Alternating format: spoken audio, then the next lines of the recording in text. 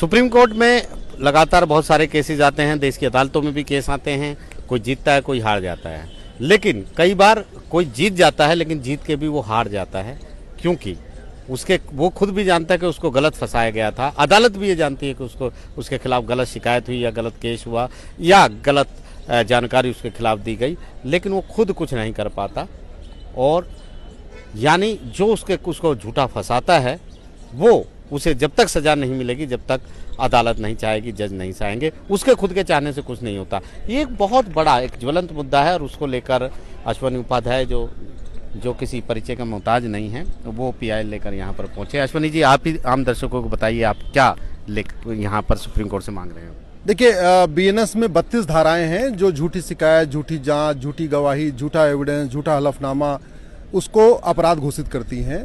लेकिन वो 32 की 32 धाराएं प्रभाव में नहीं आ रही हैं, मतलब इफेक्टिव नहीं है, क्योंकि शिकायत करने का अधिकार पीड़ित को नहीं है। शिकायत करने का अधिकार केवल और केवल जज को है। कहने का मतलब, अगर आपके खिलाफ कोई झूठी शिकायत कर दे, झूठा एविडेंस पेश कर दे, झूठा एफिडेविट फाइल कर दे और जिस कोर्ट में मुकदमा चल रहा है उस कोर्ट में जज को लगे कि हाँ ये सब कुछ झूठा है, तो भी आप जाके मुकदमा नहीं लिखवा सकते। जज साहब को खुद ही शिकायतकर्ता बनना पड़ेगा, उनको खुद ही कंप्लेन फाइल करनी पड़ेगी।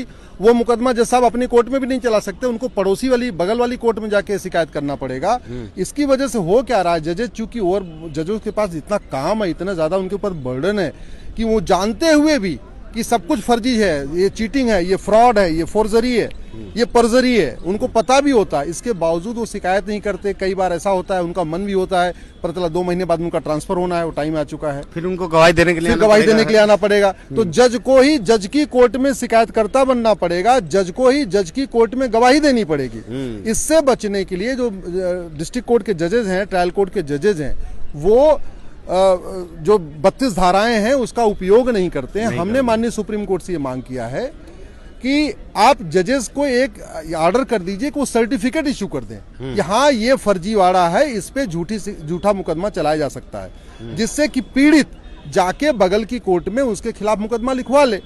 भाई जो पीड़ित है वो तो चाहता है कि उसके साथ जो उसका 10 साल बर्बाद हुआ, 5 साल बर्बाद हुआ, उसकी इज्जत बर्बाद हो गई, उसका पूरा मान सम्मान खराब हो चुका है, वो तो शिकायत करना चाहता है। लेकिन जजेस के पास इतने ज्यादा काम है कि वो जजेस नहीं करते, और नतीजा ये हो रहा है कि लोग शिकायत कर रहे हैं, 10 साल लगता है अपने आप को बेगुनाह साबित करने में, और शिकायतकर्ता को कुछ हुआ नहीं। जब यहाँ शिकायत करने वालों को दंड मिलना शुरू हो जाएगा, तब जाके ये फर्जी शिकायत रुकेगी। अभी थाने में फर्जी केस की पूरी भरमार है, जो हमारे कोर्ट है वो फर्जी केसेस से भरे हुए हैं, असली लोगों को न्याय नहीं मिल पा रहा है। ये जो 5 करोड़ पेंडेंसी है ये सारी सही नहीं है, इसमें बहुत सारे फर्जीवाड़े के चक्कर में है।